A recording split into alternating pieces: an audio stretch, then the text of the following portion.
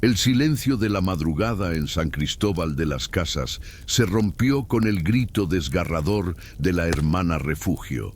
Sus pasos corrían desesperados por los pasillos de piedra del templo de Santo Domingo, su respiración entrecortada resonando entre las columnas coloniales.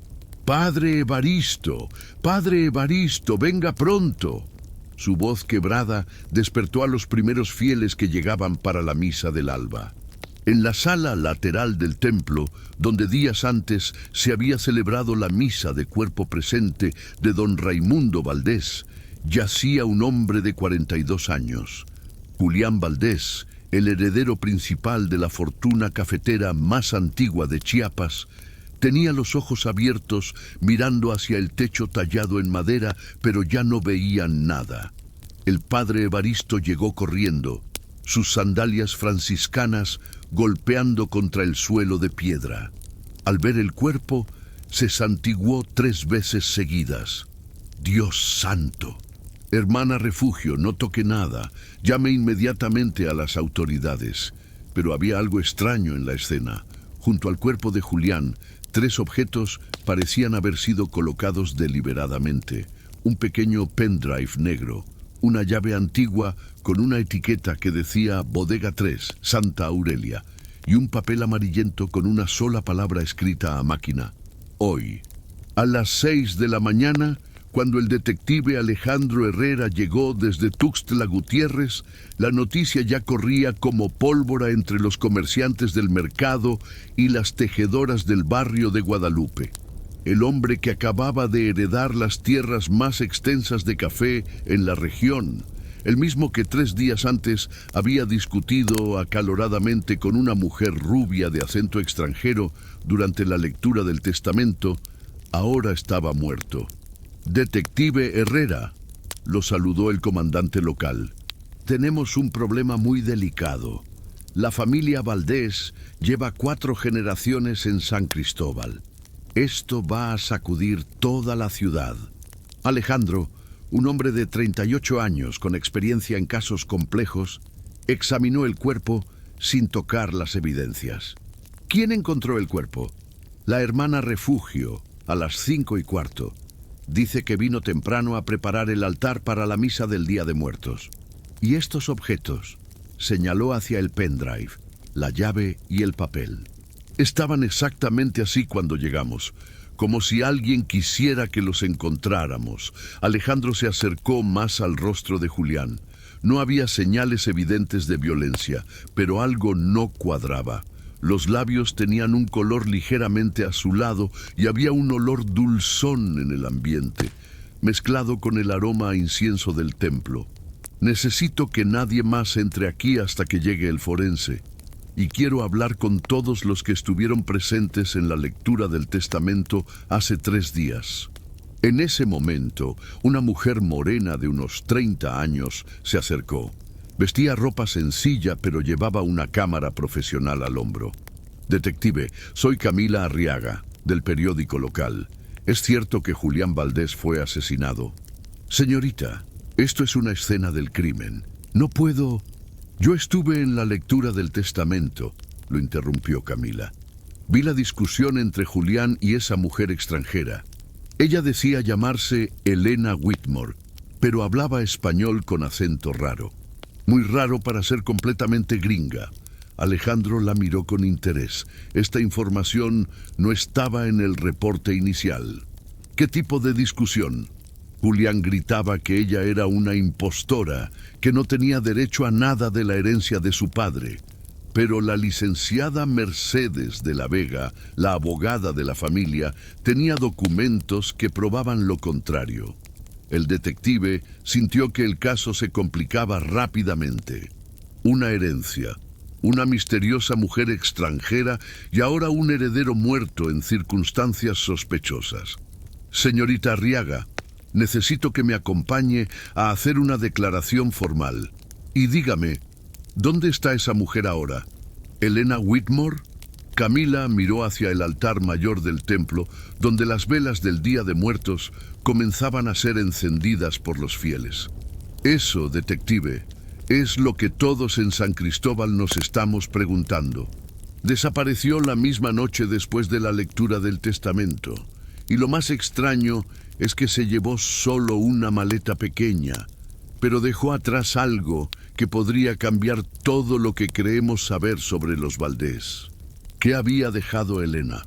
¿Por qué Julián apareció muerto justo cuando la herencia estaba en disputa? ¿Y qué secretos guardaba esa misteriosa llave de la bodega 3? 3 días antes del asesinato, en el despacho de la licenciada Mercedes de la Vega, el aire estaba tenso como una cuerda de guitarra a punto de reventar. La elegante oficina colonial, ubicada en una casona del centro histórico de San Cristóbal, había sido testigo de muchas disputas familiares, pero ninguna como esta. «Esto es una farsa», gritaba Julián Valdés, golpeando el escritorio de caoba con el puño. «Mi padre jamás mencionó a ninguna hija. ¡Nunca!». Mercedes, una mujer de 50 años con el cabello perfectamente peinado hacia atrás y traje sastre impecable, mantenía la compostura mientras revisaba los documentos. «Julián, los papeles están en orden. Elena Whitmore aparece claramente mencionada en el testamento como hija reconocida de don Raimundo». «Whitmore», escupió el nombre con desprecio. «Ni siquiera tiene apellido mexicano». En la silla frente al escritorio, Elena permanecía callada. Era una mujer de 35 años, rubia, de ojos verdes, pero había algo en su mirada que no concordaba con su apariencia de extranjera. Cuando hablaba, sus palabras en español tenían un acento particular, como si hubiera aprendido el idioma siendo muy pequeña y luego lo hubiera olvidado por años. «Señor Valdés», dijo Elena finalmente, con voz suave pero firme. «Yo tampoco esperaba esto. Recibí la notificación del fallecimiento de don Raimundo cuando estaba en Houston. Ni siquiera sabía que él había muerto hasta que me contactaron». «¿Houston?». Julián se acercó a ella con actitud amenazante. «¿Y qué hacías en Houston, güerita? ¿Buscando mexicanos ricos para estafarlos?». «Julián, por favor», intervino Mercedes. «Mantengamos la civilidad». Elena se puso de pie lentamente. A pesar de su apariencia delicada, había una fuerza extraña en sus movimientos. Trabajaba en un centro de rehabilitación para inmigrantes. Ayudaba a familias mexicanas que habían perdido contacto con sus raíces. «¡Qué conveniente!». Julián soltó una risa sarcástica. «¿Y cómo sabemos que no investigaste a mi familia para inventar esta historia?». Elena caminó hacia la ventana que daba al Andador Real de Guadalupe.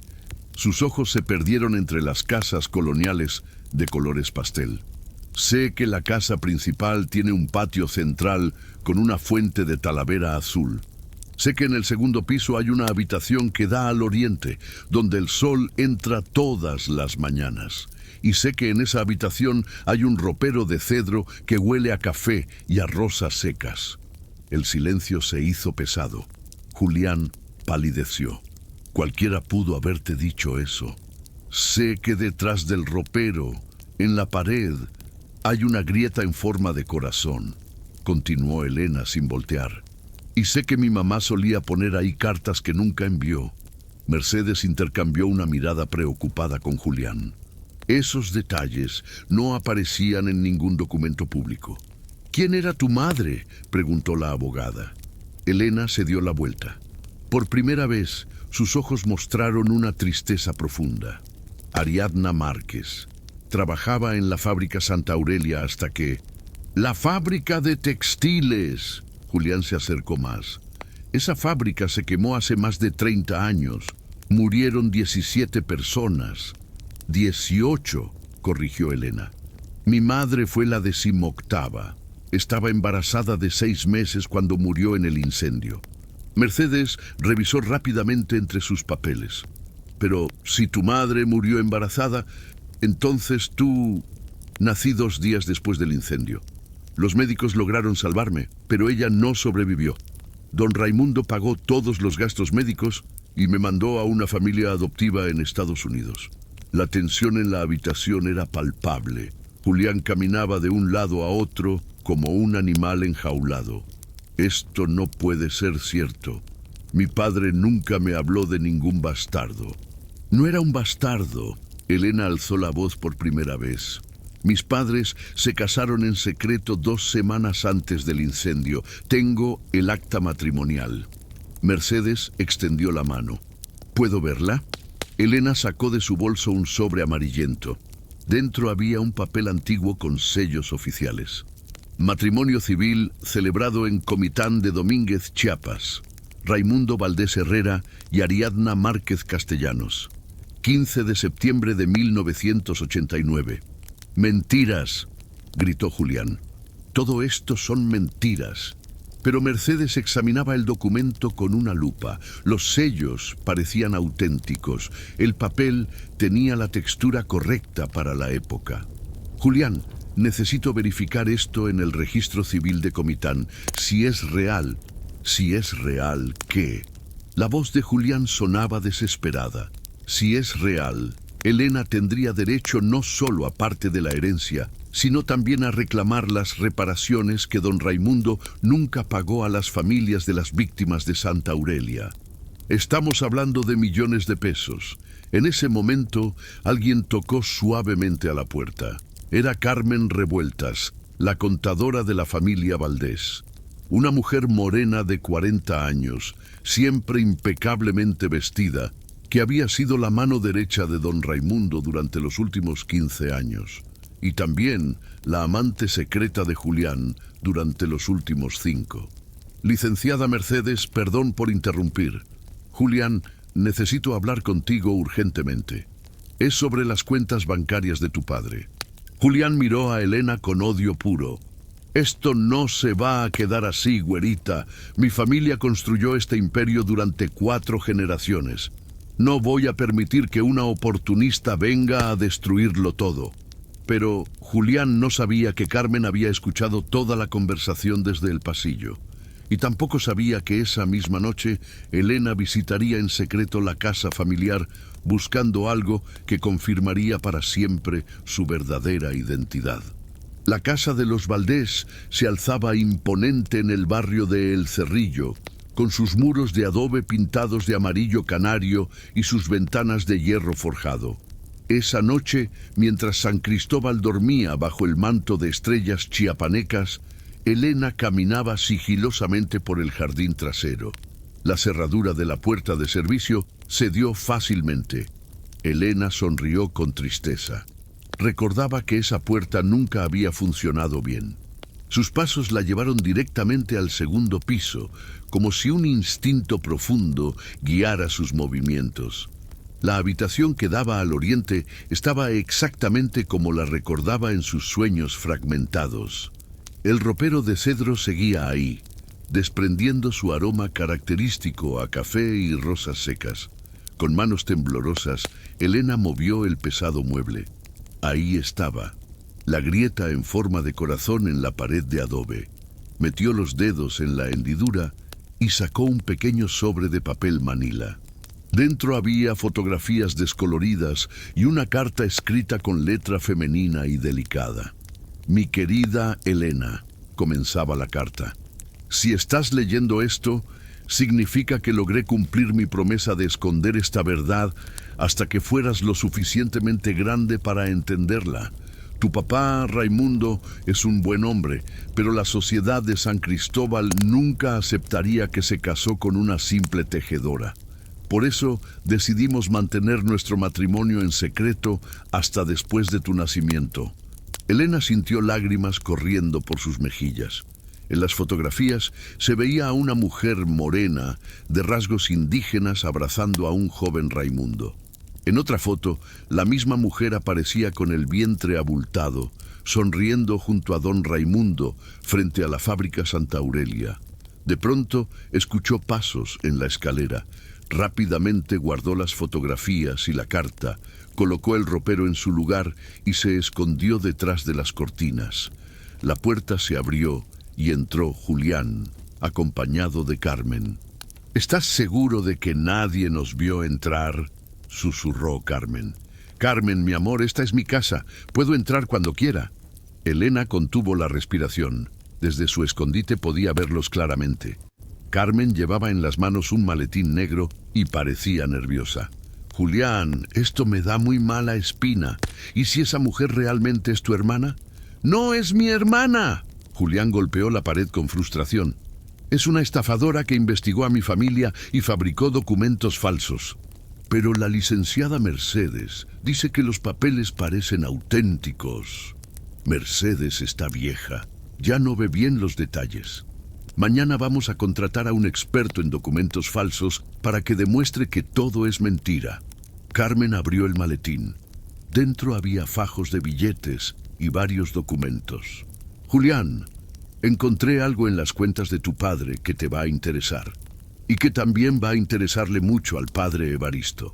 ¿Qué encontraste? Tu papá estuvo transfiriendo dinero mensualmente a una cuenta en Houston durante los últimos 20 años. Más de 2 millones de pesos en total. Julián palideció. ¿Houston? ¿La misma ciudad donde dice vivir esa mujer?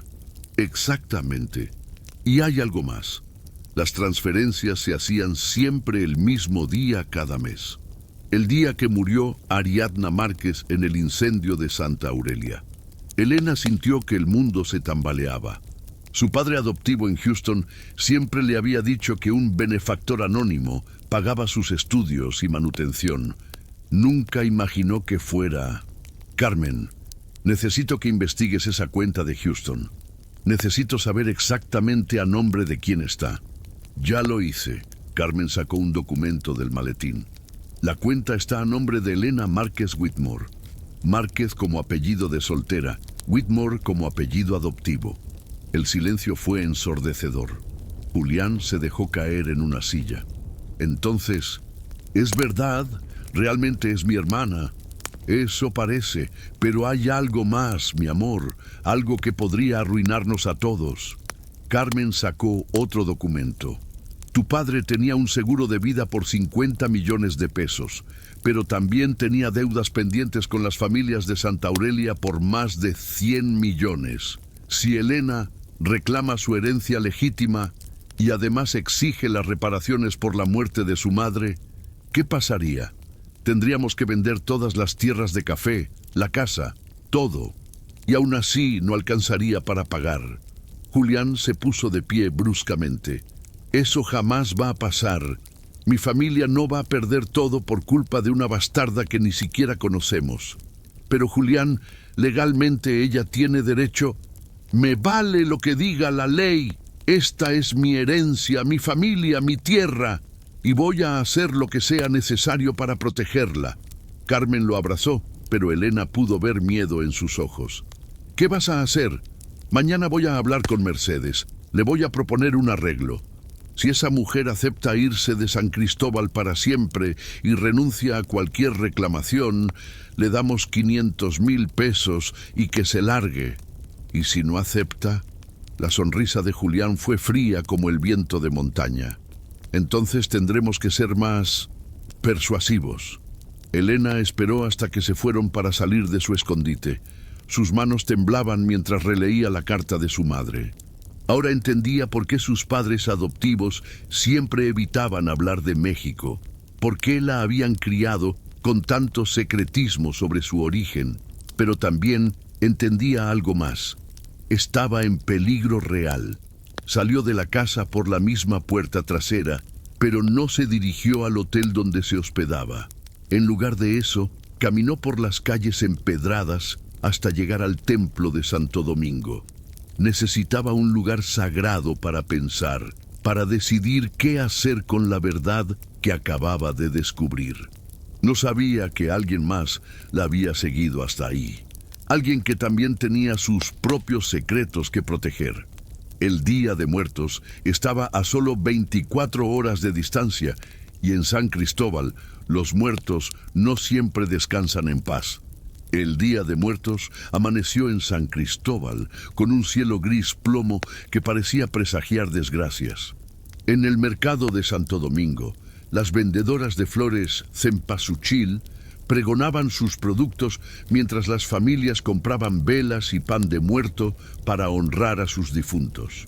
Elena Había pasado una noche en vela en el pequeño hotel del centro histórico.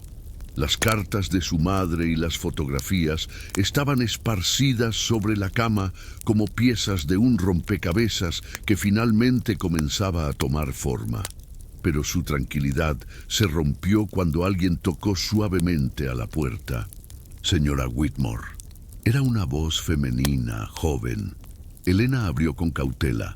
Frente a ella estaba una mujer morena de unos 30 años, cabello largo recogido en una trenza, vestida con ropa cómoda para caminar y una cámara fotográfica al cuello.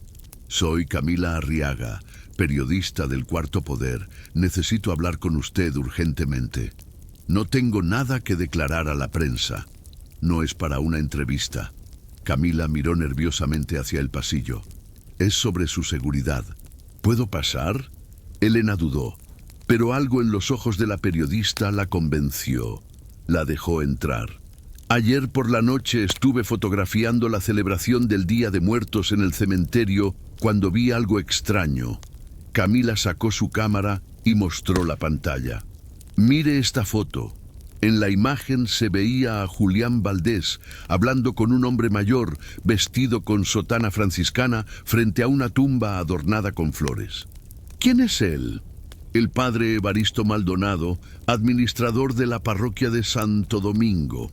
Pero lo extraño no es que estuvieran hablando, sino lo que estaban enterrando. Camila cambió a la siguiente fotografía.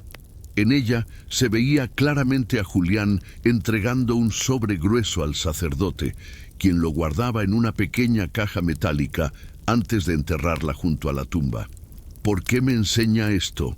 Porque después de que se fueron, esperé una hora y desenterré la caja. Elena sintió que el corazón se le aceleraba. ¿Qué había adentro? Camila sacó de su bolso varios documentos fotocopiados, copias de transferencias bancarias entre cuentas de la familia Valdés y cuentas de la parroquia. Estamos hablando de millones de pesos movidos durante años. Y también había esto. Le mostró una fotografía vieja donde aparecía don Raimundo Valdés estrechando la mano con varios hombres en trajes elegantes frente a la fábrica Santa Aurelia. En el reverso de la foto hay nombres y fechas. Uno de esos nombres es el del inspector de seguridad que declaró que el incendio fue accidental. Otro es el del juez que cerró el caso sin investigar más. Todos recibieron dinero de su padre para silenciar la verdad sobre Santa Aurelia. Elena se sintió mareada. Se sentó en la cama mientras procesaba la información. ¿Está diciendo que el incendio no fue accidental? Estoy diciendo que su padre pagó mucho dinero para que nadie investigara las verdaderas causas. Y ahora Julián está haciendo lo mismo con el padre Evaristo, probablemente lavando dinero a través de donaciones falsas a la iglesia. ¿Por qué me cuenta todo esto? ¿Por qué se arriesga? Camila se acercó a la ventana y miró hacia la calle. Porque mi abuela fue una de las tejedoras que murió en Santa Aurelia, Esperanza Arriaga. Durante 35 años, mi familia ha luchado por obtener justicia, pero los Valdés siempre han tenido suficiente poder y dinero para silenciar todo. Elena sintió una conexión inmediata con esta mujer. Ambas habían perdido familia en la misma tragedia. ¿Qué propone que hagamos? Que se presente hoy en la misa del Día de Muertos con toda esta evidencia. Que obligue a Julián y al padre Evaristo a enfrentar la verdad frente a toda la comunidad. ¿No es peligroso? Muy peligroso. Pero es la única forma de que la justicia se haga. En un lugar público con testigos será más difícil que intenten silenciarla. Elena tomó las fotografías de su madre que estaban sobre la cama. Mi madre escribió en esta carta que esperaba que algún día yo pudiera reclamar justicia por su muerte. Creo que ese día ha llegado. Ambas mujeres se dirigieron juntas hacia el templo de Santo Domingo. Las calles estaban llenas de familias caminando hacia sus iglesias con ofrendas florales. El ambiente era festivo, pero Elena sentía una tensión creciente en el pecho. Al llegar al templo, vieron que ya había mucha gente congregada. La misa del Día de Muertos siempre era especial en San Cristóbal, pero este año parecía tener una asistencia extraordinaria. «Mire», susurró Camila, «ahí están Julián y Carmen juntos en la primera fila». Elena también reconoció a la licenciada Mercedes de la Vega, elegantemente vestida de negro, y al padre Evaristo preparando el altar con movimientos nerviosos. «¿Está lista?», preguntó Camila. Elena respiró profundamente. «Sí, es hora de que San Cristóbal conozca la verdad sobre los Valdés». Pero ninguna de las dos se dio cuenta de que alguien las había estado siguiendo desde el hotel. Alguien que tenía sus propios planes para esa misa del Día de Muertos. Cuando comenzaron las campanadas llamando a misa, Elena caminó decididamente hacia la entrada principal del templo, llevando en su bolso las cartas de su madre y las fotografías que Camila había desenterrado. No sabía que esa sería la última vez que entraría viva a Santo Domingo, o al menos eso creían todos los que la vieron entrar. El interior del templo de Santo Domingo estaba impregnado de incienso y del aroma dulce de las flores de cempasúchil. Las velas encendidas proyectaban sombras danzantes sobre los retablos dorados, mientras el padre Evaristo comenzaba la misa con voz temblorosa. «Hermanos, en este Día de Muertos recordamos que la muerte no es el final, sino una transformación». Elena se había sentado en una banca del fondo, con Camila a su lado. Podía ver claramente a Julián en la primera fila, quien no dejaba de voltear nerviosamente hacia atrás, como buscando algo o a alguien. Carmen Revueltas estaba sentada 3 bancas detrás de él, vestida completamente de negro, con un rosario en las manos, pero los ojos fijos en Elena. Había algo en su mirada que helaba la sangre. La licenciada Mercedes de la Vega ocupaba su lugar habitual en el lado derecho del templo, junto a las otras familias prominentes de San Cristóbal. Pero Elena notó que tenía un maletín a sus pies y revisaba constantemente su teléfono celular. «Recordemos también», continuó el padre Evaristo, «que los secretos de los muertos deben descansar con ellos, para que los vivos puedan encontrar paz». Elena sintió que esas palabras iban dirigidas específicamente hacia ella. Se puso de pie lentamente. «Padre Evaristo», su voz cortó el silencio como un cuchillo. «¿No cree usted que los muertos merecen justicia antes que silencio?». Un murmullo se extendió por toda la iglesia. Julián se volteó completamente, su rostro pálido de ira. «Señora», dijo el padre con voz controlada, «este es un lugar sagrado». «Exactamente». Elena caminó hacia el altar, sosteniendo las fotografías en alto. Un lugar sagrado donde debería reinar la verdad. Se dirigió al púlpito sin que nadie se atreviera a detenerla. Su voz resonó clara y fuerte por todo el templo. «Mi nombre es Elena Márquez Valdés. Soy hija de Ariadna Márquez, quien murió hace 35 años en el incendio de la fábrica Santa Aurelia.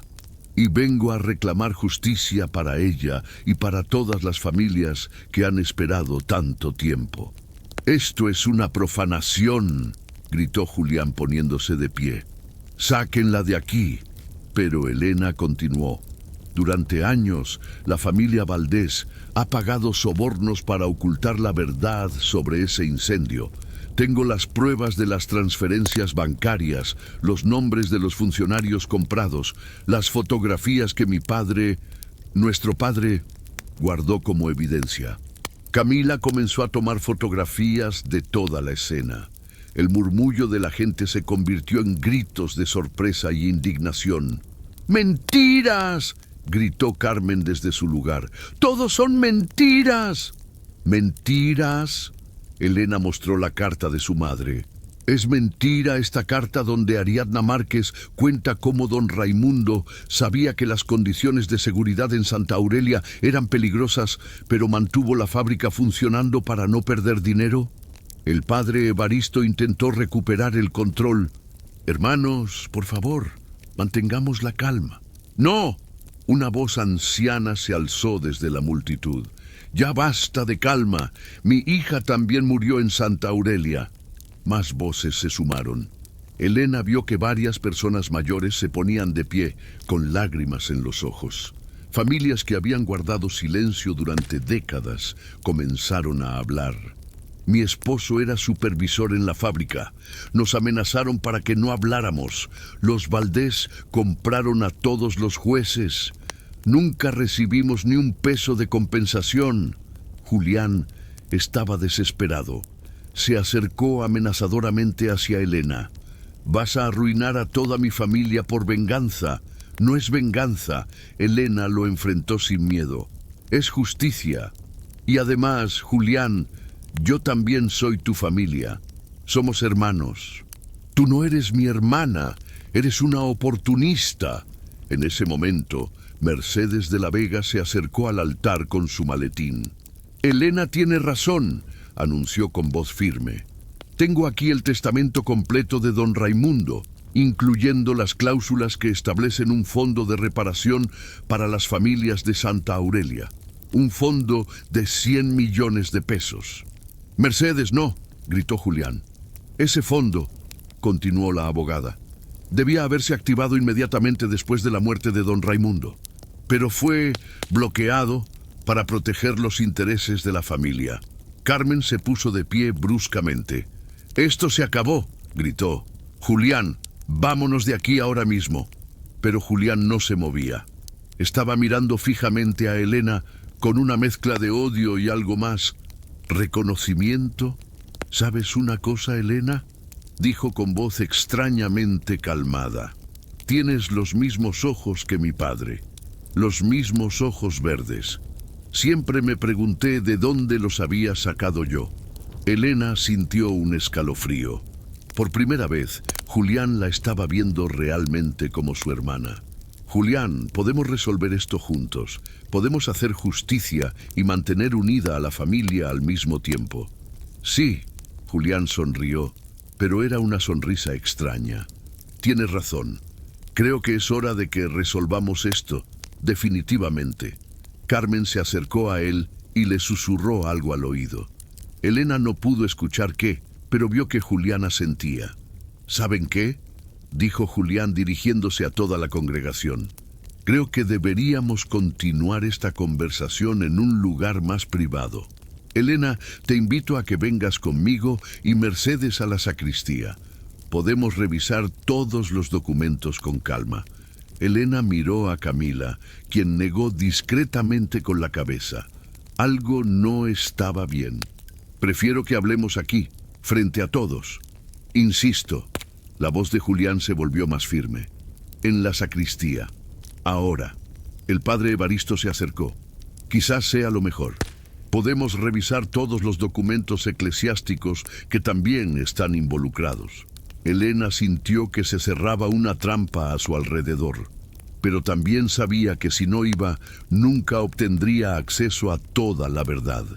«Está bien, pero quiero que Camila venga conmigo». «Por supuesto», sonrió Mercedes. «Mientras más testigos, mejor». Lo que Elena no sabía era que en la sacristía la esperaba algo más que documentos. Y que el té de hierbas que el padre Evaristo había preparado especialmente para la ocasión tenía un ingrediente adicional que cambiaría todo para siempre. La sacristía del templo de Santo Domingo olía a madera antigua y cera de velas. Las paredes estaban cubiertas de estantes con libros religiosos y documentos parroquiales que databan de siglos atrás. Elena entró seguida de Camila, mientras Julián, Mercedes y el padre Evaristo cerraban la puerta tras ellos. «Siéntense, por favor», dijo el padre Evaristo con una sonrisa que no llegaba a sus ojos. «He preparado té de hierbas. Es una tradición local para las conversaciones importantes». Elena aceptó la taza de porcelana blanca que le ofrecía el sacerdote. El líquido humeante tenía un aroma extraño, dulce, pero con un toque amargo que no lograba identificar. «Antes de beber», Mercedes abrió su maletín sobre la mesa de roble. «Quisiera mostrarle estos documentos, Elena». Elena dejó la taza a un lado y se acercó. Mercedes había extendido varios papeles que parecían oficiales. Este es el testamento original de su padre, señora Whitmore. Como puede ver, efectivamente usted aparece como heredera, pero hay cláusulas muy específicas. Elena leyó cuidadosamente. El documento establecía que ella tendría derecho a su herencia solo si permanecía en México y se hacía cargo personalmente de las reparaciones a las familias de Santa Aurelia. ¿Qué significa esto exactamente? Significa, intervino Julián, que no puedes simplemente tomar el dinero e irte. Tendrías que quedarte aquí, en San Cristóbal, administrando el fondo de reparaciones. Para siempre. Camila, que había estado fotografiando discretamente los documentos, notó algo extraño. Elena, mire las fechas de estos papeles. Elena revisó más cuidadosamente. Todos los documentos estaban fechados apenas 3 días antes, justo después de la muerte de don Raimundo. Estos documentos son nuevos, dijo Elena en voz alta. Alguien los hizo después de que murió mi padre. El silencio en la sacristía se volvió tenso. Mercedes intercambió una mirada con Julián. Elena, dijo el padre Evaristo con voz suave, ¿por qué no bebe su té? Se está enfriando. No tengo sed. Carmen, que había permanecido callada hasta entonces, se acercó a la ventana. Elena necesita entender que esta familia ha protegido sus intereses durante generaciones. No vamos a permitir que una extraña llegue a destruir todo lo que hemos construido. ¿Extraña? Soy su hermana. Eres una amenaza. La voz de Julián se volvió fría. Desde el momento que apareciste, has traído problemas. Primero, las reclamaciones de herencia. Luego, las acusaciones sobre Santa Aurelia. Ahora quieres exponer todos nuestros asuntos privados. Camila se puso de pie lentamente. Elena, creo que deberíamos irnos. Nadie se va. Mercedes cerró el maletín con un golpe seco. No hasta que resolvamos esto definitivamente. Elena sintió que el peligro era real. Se dirigió hacia la puerta, pero Julián se interpuso.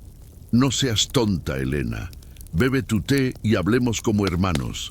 Apártate. Elena empujó a Julián y corrió hacia la puerta, pero estaba cerrada con llave. Carmen tenía la llave en la mano y sonreía. ¿Qué está pasando aquí?, gritó Camila. Lo que debió pasar desde el principio, respondió Mercedes. Elena, si bebes el té y firmas estos documentos renunciando a cualquier reclamación sobre la herencia, te daremos 500,000 pesos y podrás irte tranquilamente de México. Y si no lo hago, entonces tendremos que asegurar que nunca puedas hacernos daño. Elena vio la taza de té sobre la mesa. Ahora entendía por qué insistían tanto en que la bebiera. ¿Qué le pusieron al té? El padre Evaristo bajó la cabeza, pero no respondió. ¡Responda!, gritó Elena. Extracto de floripondio, susurró el sacerdote. En dosis pequeñas causa confusión y pérdida de memoria. En dosis grandes mata, completó Carmen fríamente. Elena, puedes elegir beber una dosis pequeña, firmar los papeles y despertar mañana en un autobús rumbo a la frontera sin recordar nada de los últimos días. O te forzamos a beber una dosis grande y mañana apareces muerta por suicidio en tu hotel con una nota explicando que no pudiste soportar la culpa de haber mentido sobre tu identidad. Elena sintió que las piernas le temblaban, pero también sintió la fuerza de su madre corriendo por sus venas. Jamás voy a renunciar a la justicia para las familias de Santa Aurelia. Jamás. Entonces has elegido. Julián se acercó a ella. Carmen, trae la cuerda. Vamos a hacer que parezca que se ahorcó por remordimiento. Pero en ese momento, Camila hizo algo inesperado. Sacó de su cámara un pequeño dispositivo y apretó un botón. Todo lo que acaban de decir ha sido grabado y transmitido en vivo a la estación de radio local, anunció con una sonrisa. Media San Cristóbal está escuchando esta conversación en este momento. Los rostros de todos palidecieron. Imposible, murmuró Mercedes. Mi cámara tiene tecnología de transmisión satelital. Cada palabra que han dicho está siendo escuchada por cientos de personas. En este momento debe haber una multitud formándose afuera del templo. Efectivamente, comenzaron a escucharse gritos y golpes en la puerta de la sacristía. ¡Abran la puerta! Sabemos que Elena está ahí. ¡Asesinos! Julián se dirigió hacia Camila con furia, pero Elena se interpuso. ¡No la toques! En la lucha, Elena empujó la mesa donde estaba el té. La taza se estrelló contra el suelo, derramando el líquido venenoso sobre las baldosas de Talavera. Carmen corrió hacia la ventana. «Hay gente rodeando todo el templo. No podemos salir». Mercedes agarró a Elena del brazo. «Si no podemos silenciarte a ti, al menos nos aseguraremos de que no tengas pruebas contra nosotros». Sacó un encendedor y lo acercó a los documentos. «¡No!», gritó Elena. Pero en ese momento, la puerta de la sacristía se abrió de par en par. El detective Alejandro Herrera apareció con varios policías, mientras la multitud enfurecida presionaba detrás de ellos. La verdad sobre los Valdés había salido a la luz, pero el precio de esa verdad sería más alto de lo que Elena jamás habría imaginado. El detective Alejandro Herrera irrumpió en la sacristía con su arma desenfundada, seguido de 3 agentes de la policía estatal. El estruendo de la multitud afuera del templo era ensordecedor. «¡Todos contra la pared! ¡Ahora!», gritó Alejandro. Mercedes soltó a Elena y levantó las manos, pero antes dejó caer el encendedor sobre los documentos. Las llamas comenzaron a consumir rápidamente los papeles. «¡Los documentos!», gritó Elena, intentando apagar el fuego con sus manos. Camila reaccionó rápidamente, quitándose la chaqueta para sofocar las llamas, pero ya era demasiado tarde. La evidencia documental se había convertido en cenizas. «Detective Herrera», Carmen intentó mantener la compostura. «No sé qué le habrán dicho, pero aquí solo estábamos teniendo una reunión familiar privada». «¿Una reunión familiar?». Alejandro señaló los restos de la taza rota y el líquido derramado en el suelo. «¿Con floripondio?». El padre Evaristo se desplomó en una silla con el rostro entre las manos. «Dios me perdone. Yo solo preparé el té. No sabía que iban a usarlo para... ¿Para qué, padre?», presionó Alejandro. «Para matarla», susurró el sacerdote. «Carmen me dijo que era solo para hacerla dormir, pero cuando vi la cantidad de extracto que puso...». Carmen se volteó furiosa hacia el padre. «¡Cállese, viejo estúpido!». Carmen revueltas. Alejandro se acercó a ella. «Queda arrestada por intento de homicidio. Esto es ridículo. No tienen pruebas de nada. Tenemos la transmisión de radio completa donde confiesan haber intentado envenenar a la señora Márquez Valdés». Media ciudad lo escuchó. Julián, que había permanecido extrañamente callado, de pronto comenzó a reír de manera histérica. «¿Saben qué es lo más gracioso de todo esto?», dijo mientras los policías le ponían las esposas. «Que Elena tiene razón. Mi padre sí era un asesino. Pero no solo por Santa Aurelia». Elena lo miró con sorpresa. «¿Qué quieres decir?». «Mi querida hermanita», la sonrisa de Julián era diabólica. «¿Realmente crees que nuestro padre murió de muerte natural hace una semana?». El silencio en la sacristía fue total. «Julián, no», murmuró Mercedes. «¿De qué está hablando?», preguntó Alejandro. «Nuestro padre no murió de un infarto, detective. Lo envenenamos, Carmen y yo, con la misma sustancia que acabamos de intentar usar con Elena». Carmen se puso pálida. «Julián, estás loco. Cállate». «¿Por qué?». Julián parecía haber perdido completamente la razón. Ya todo se acabó. Papá se estaba ablandando. Había empezado a sentirse culpable por Santa Aurelia. Iba a establecer el fondo de reparaciones y reconocer oficialmente a Elena como su hija. Iba a arruinar a toda la familia. Elena sintió que las piernas le flaqueaban. Camila la sostuvo. «Entonces, ¿mi padre quería hacer justicia?». «Sí», gritó Julián. El viejo tonto había empezado a tener pesadillas sobre las tejedoras muertas. Decía que Ariadna se le aparecía en sueños pidiendo justicia para ti. Estaba dispuesto a perder todo con tal de limpiar su conciencia. Mercedes intentó acercarse a Julián. Julián, por favor, piensa en lo que estás diciendo. Ya no hay nada que pensar. Julián se dirigió a Elena. ¿Quieres saber la verdad completa, hermana? Tu querido papito no solo causó la muerte de tu madre, también ordenó quemar los archivos médicos del hospital para que nadie pudiera probar que tu madre estaba embarazada cuando murió. Quería borrar toda evidencia de tu existencia. Elena sintió que el mundo se tambaleaba a su alrededor. Pero entonces, ¿por qué me mandó dinero todos estos años? Porque el muy cobarde no podía vivir con la culpa, gritó Carmen. Mandaba dinero pensando que eso lo absolverían de sus pecados. El detective Alejandro había estado tomando notas de todo. Señor Valdés, ¿está confesando que usted y la señora Revueltas asesinaron a don Raimundo Valdés? Sí, lo envenenamos hace una semana y hoy íbamos a matar a Elena también. Y si hubiera sido necesario, habríamos matado a cualquiera que se interpusiera en nuestro camino. En ese momento, una voz anciana se escuchó desde la puerta. ¡Julián Valdés! Todos voltearon. En la entrada estaba Paloma Ríos, una mujer de 60 años, guardaparque y activista local que había luchado durante décadas por los derechos de las comunidades indígenas. Doña Paloma, Alejandro la saludó con respeto. ¿Qué hace aquí? Vengo a decirle a esta familia de asesinos que su tiempo se acabó. Paloma entró con dignidad, seguida de varias mujeres mayores de la comunidad. Nosotras también escuchamos la transmisión de radio y tenemos algo que decir. Se dirigió directamente a Elena.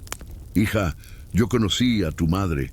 Ariadna Márquez era mi sobrina y vengo a decirte que toda la comunidad indígena de San Cristóbal te reconoce como nuestra familia y te apoyará en la lucha por justicia. Elena sintió lágrimas corriendo por sus mejillas. Doña Paloma... Además, Paloma miró fijamente a Julián. Tenemos documentos que guardamos en secreto durante 35 años. Documentos que prueban que don Raimundo sabía que las salidas de emergencia de Santa Aurelia estaban bloqueadas el día del incendio y que ordenó que no se repararan para ahorrar dinero.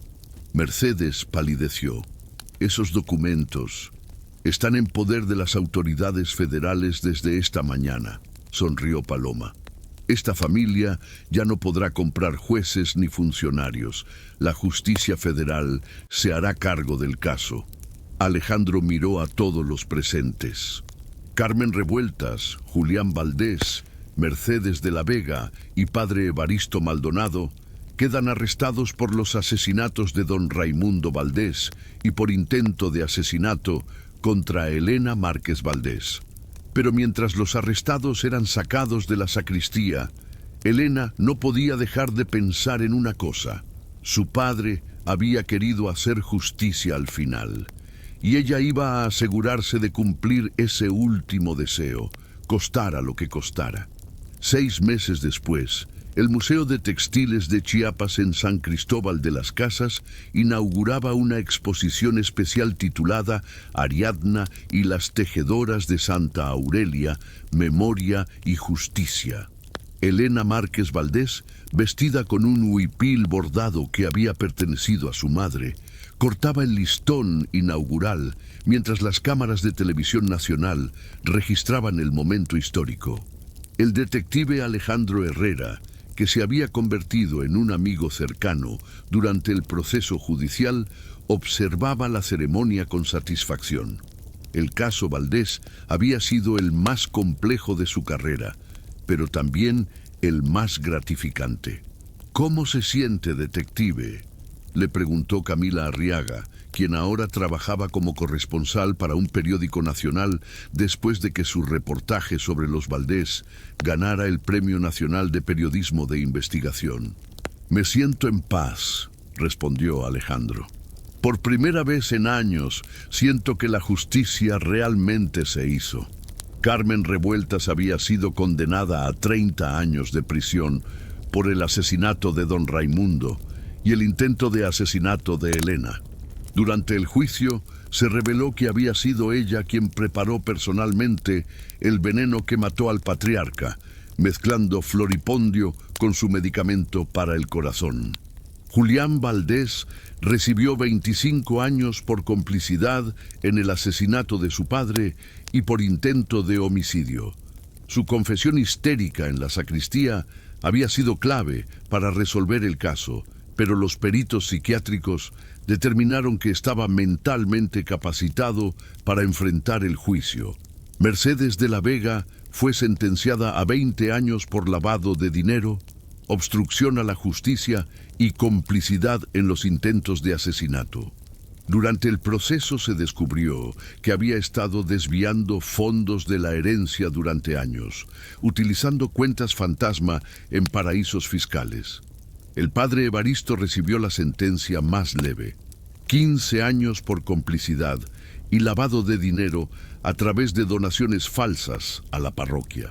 Su cooperación con las autoridades y su evidente arrepentimiento fueron factores atenuantes. Elena, Paloma Ríos se acercó con una sonrisa. ¿Estás lista para el anuncio más importante? Elena asintió y se dirigió al micrófono. La sala del museo estaba llena de familias de las víctimas de Santa Aurelia, autoridades locales, representantes del gobierno federal y medios de comunicación. Hace 35 años, comenzó Elena con voz firme, 18 mujeres perdieron la vida en un incendio que pudo haberse evitado. Entre ellas estaba mi madre, Ariadna Márquez. Durante décadas, sus familias lucharon por obtener justicia, pero fueron silenciadas por dinero y poder. La audiencia escuchaba en silencio absoluto. Hoy, en nombre de mi padre, don Raimundo Valdés, quien al final de su vida quiso reparar el daño que había causado, anuncio la creación del Fondo de Reparaciones Santa Aurelia, con un capital inicial de 150 millones de pesos. Los aplausos fueron ensordecedores. Varias mujeres mayores lloraban de emoción. Este fondo no solo compensará económicamente a las familias afectadas, sino que también establecerá becas educativas para jóvenes indígenas, un centro de salud comunitario y un programa de preservación de técnicas textiles tradicionales. Doña Esperanza Arriaga, la abuela de Camila y una de las sobrevivientes del incendio, se puso de pie con dificultad. ¡Que vivan Ariadna y todas nuestras hermanas!, gritó con voz quebrada. Por fin descansarán en paz. Elena sintió una presencia cálida a su lado, como si su madre estuviera ahí, orgullosa de ver que la justicia finalmente había llegado. Después de la ceremonia, Elena caminó sola por las calles empedradas de San Cristóbal hasta llegar al cementerio municipal. Frente a la tumba recién construida de Ariadna Márquez, colocó un ramo de flores de cempasúchil y una fotografía donde aparecían juntas madre e hija, tomada pocos días antes del incendio. «Mamá», susurró, «cumplí mi promesa.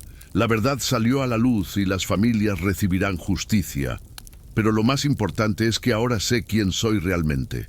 El viento de la tarde movió suavemente las flores, como si fuera una caricia de despedida. Alejandro se acercó discretamente. «¿Va a quedarse en San Cristóbal, Elena?» «Esta es mi casa», respondió sin dudar. «Aquí están mis raíces, mi familia, mi propósito». Los Valdés construyeron su fortuna sobre mentiras y sangre, pero yo voy a usar esa misma fortuna para sanar las heridas que causaron. ¿Y qué pasó con la casa familiar? Elena sonrió. La convertí en un centro comunitario. Las mujeres tejedoras ahora tienen un lugar donde trabajar, enseñar sus técnicas a las nuevas generaciones y recibir un pago justo por su trabajo. La sala donde mi padre tomaba sus decisiones ahora es un aula donde los niños indígenas aprenden a leer y escribir. Camila apareció corriendo con su cámara en la mano. Elena, acaba de llegar una noticia increíble. La Comisión Nacional de Derechos Humanos va a usar el caso Valdés como modelo para investigar otros casos históricos de injusticia contra comunidades indígenas en todo México. ¿Eso qué significa? Significa que lo que logramos aquí, en San Cristóbal, va a ayudar a miles de familias en todo el país a obtener justicia por crímenes que han permanecido impunes durante décadas. Elena miró hacia el horizonte, donde las montañas de Chiapas se perdían entre las nubes. Por primera vez en su vida se sentía completa. Ya no era la gringa misteriosa ni la heredera conflictiva. Era Elena Márquez Valdés, hija de Ariadna, defensora de los olvidados y guardiana de la memoria de Santa Aurelia. Esa noche, mientras las campanas de Santo Domingo tocaban las 9, Elena se sentó en el balcón de su nuevo apartamento en el centro histórico. En sus manos tenía la última carta que su madre había escrito, una que había encontrado escondida en el ropero de cedro. Mi querida Elena, si estás leyendo esto, significa que la justicia finalmente llegó. No permitas que el odio llene tu corazón. Los Valdés no son malvados por naturaleza, sino que fueron corrompidos por el poder y el miedo. Tú tienes la oportunidad de romper ese ciclo. Usa la fuerza que llevas en la sangre para construir, no para destruir. Te amo para siempre. Tu madre, Ariadna. Elena dobló cuidadosamente la carta y la guardó junto a su corazón. Mañana comenzaría un nuevo día en San Cristóbal de las Casas y ella estaría ahí para asegurarse de que las tejedoras de Santa Aurelia nunca más fueran olvidadas. En la distancia, el eco de las voces de las mujeres que regresaban del mercado se mezclaba con el sonido del viento entre los pinos. San Cristóbal había recuperado su alma y Elena Márquez Valdés había encontrado por fin su lugar en el mundo. La herencia de la gringa no había sido dinero ni propiedades, había sido la fuerza para sanar las heridas del pasado y construir un futuro donde la justicia y la memoria caminaran de la mano.